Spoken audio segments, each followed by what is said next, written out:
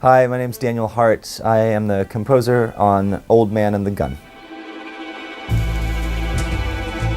Old Man and the Gun was written and directed by David Lowery, who is my longtime collaborator. I've written the music for all of his films to date. We had just finished working on a ghost story when he started pre-production for Old Man and the Gun. David, the director, and I had a lot of conversations up front about what kind of music we thought would be right for the film, and it didn't start out as a jazz score. David was really interested in having a lot of guitars, kind of like Mark Knopfler. Because this was a film set in the 1980s, he wanted that kind of 80s guitar to represent the time. I visited the set in April when they were filming, and David and I just started discussions about what kind of music would be right for the film. I visited during a bank robbery scene, during the first time when Robert Redford, Tom Waits, and Danny Glover were on set together at the same time. And after watching a little bit of that, David and I had some brief discussions about making it a more percussive score, leaning away from the guitar and focusing more on percussion to sort of keep things moving.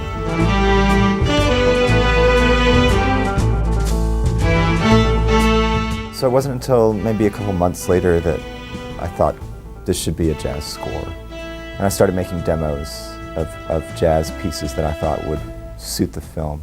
Once I made a few demos, David was really excited about them, and he started putting them into the edit. And it turned out that several of those original demos that I made really did fit the film well, and he found places where they fit like to the T, and then other places where they needed some refining or sculpting to make them more suitable.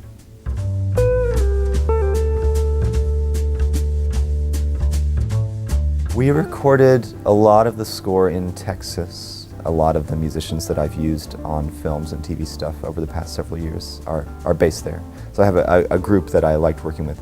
But also, once we realized this was going to be a jazz score, the University of North Texas, which is in Denton, has one of the best jazz programs in the country.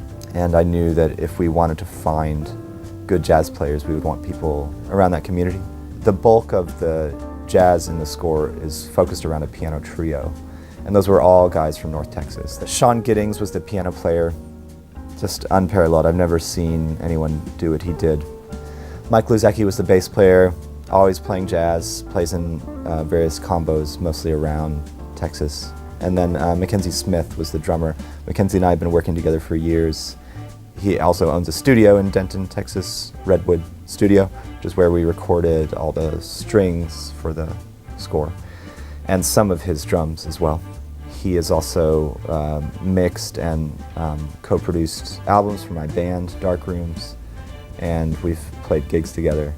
So that trio, Sean, Mike, and Mackenzie, really were the core of the score. And then we had a string section of 12 or 13 players, violins, violin, cello, on top of that to augment the strings that I recorded myself at home.